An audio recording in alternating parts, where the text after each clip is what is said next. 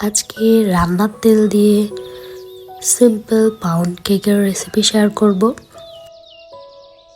ময়দা 900 গ্রাম 2/3 কাপ নিয়েছি এখানে। কর্নফ্লাওয়ার 10 গ্রাম 1 টেবিল চামচ, গুঁড়া দুধও 10 গ্রাম 1 টেবিল চামচ, বেকিং পাউডার 5 গ্রাম 1 চা চামচ। শুকনো উপকরণগুলোকে খুব সুন্দর করে মিক্স করে নেব। এখানে একটা মোল্ডে অয়েল ব্রাশ করে এখানে নর্মাল একটা পেপার দিয়ে দিয়েছি। এখানে 2টা ডিম দিয়ে নিয়েছি।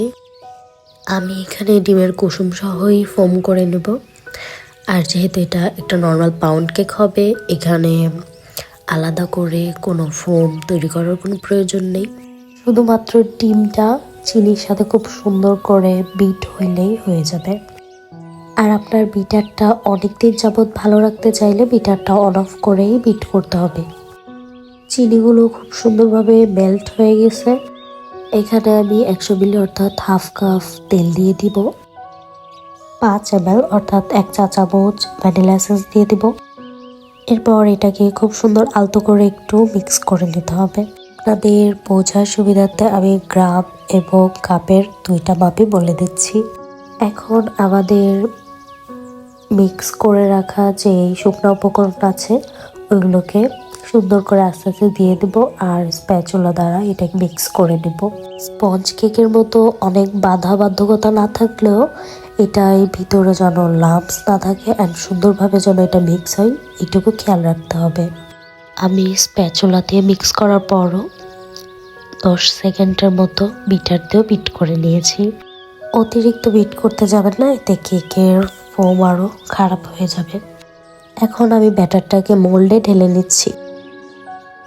কেকের ব্যাটার কতটুকু হয়েছে এটা আমি মেজার করেও দেখিয়ে দিলাম।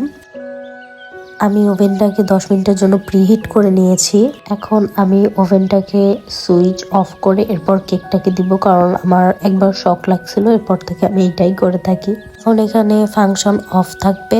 টেম্পারেচার আমি 170 বা 180 দিয়ে রাখবো আর আপ ডাউন হিট অন থাকবে। আর টাইমার হবে হচ্ছে 40 মিনিট। আমি 40 মিনিট দেওয়ার পর আমার আরেকটা পিচ্চি আছে, ও আর একটু বেশি টাইম দিয়ে দিয়েছিল, এই জন্য একটু বেশি ডার্ক হয়ে গেছে কালারটা। কেক একদম ঠিক আছে, বাট কালারটা একটু ডার্ক হয়ে গেছে। এখন কেকের ভিতরটা কেটে দেখাবো কেমন হয়েছে। আর এটা অনেকটাই গরম ছিল তখনই কাটছি। আমি চেষ্টা করেছি একদম অথেন্টিক রেসিপিটা আপনাদের সাথে শেয়ার করতে। রেসিপিটি ভালো লাগলে তাহলে আমার ইউটিউব চ্যানেলটিকে সাবস্ক্রাইব করবেন, লাইক দিবেন, কমেন্ট করবেন। আর যদি ফেসবুক থেকে দেখে থাকেন আমার পেজটিকে ফলো দিবেন আর লাইক করবেন, কমেন্ট করবেন, শেয়ার করবেন আমার ভিডিওটি।